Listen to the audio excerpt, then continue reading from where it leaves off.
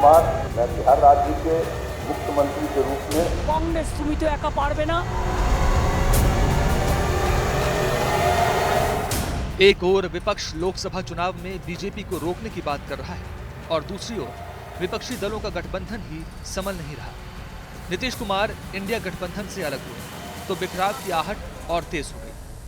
সমস্ত রিজিওনাল পার্টিকে ঐক্যবদ্ধ করে এক জায়গায় দাঁড়াতে কংগ্রেস তুমি তো একা পারবে না, তুমি 40টা সিট পাবে কিনা আমরা জানি না, সারা ভারত 300টা সিট লড়ে।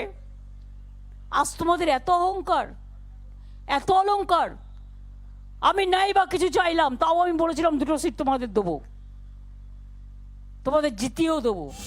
बंगाल की सीएम ममता बनर्जी सीधा कांग्रेस पर हमला बोलने लगी। ममता बनर्जी ने अब खुलकर कांग्रेस के खिलाफ मोर्चा खोल दिया। वहीं जवाब में प्रदेश कांग्रेस अध्यक्ष अधीर रंजन चौधरी ने ममता पर बीजेपी की भाषा बोलने का आरोप लगा दिया। बीजेपीर भाषा आपनार भाषा एक होच्छे केन दीदी भाई? नीतीश के एनडीए में जाने के बाद ममता बनर्जी की बेरुखी साफ झलक रही थी।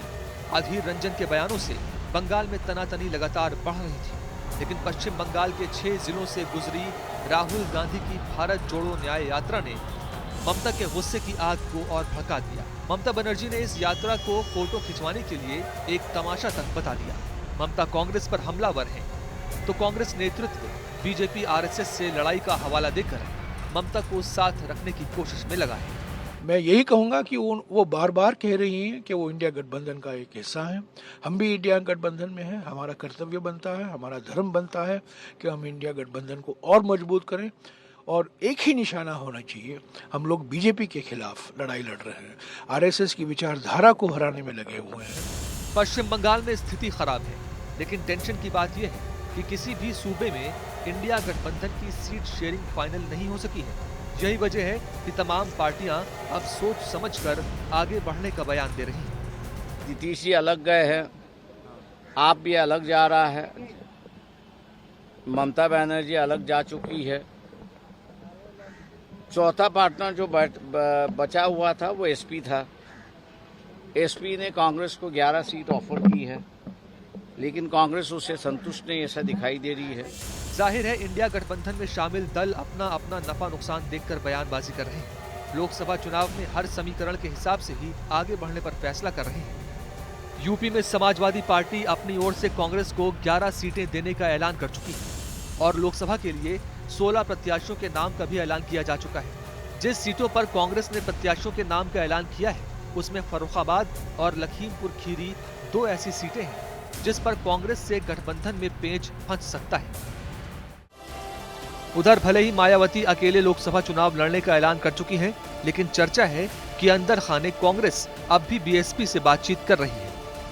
चुनाव बहुत ही महत्वपूर्ण चुनाव है और एक संविधान बचाने का चुनाव है और किसी भी प्रकार की अब देरी नहीं होनी चाहिए, क्योंकि चुनाव ग्रास रूट्स में लड़ा जाता है। जैसे अगर प्रत्याशियों का चयन जल्दी हो जाएगा तो मैं समझती हूँ उनको भी मजबूती मिलेगी और वो मजबूती के साथ भाजपा के साथ सामने खड़े होकर बढ़िया चुनाव लड़के जीत सकते हैं।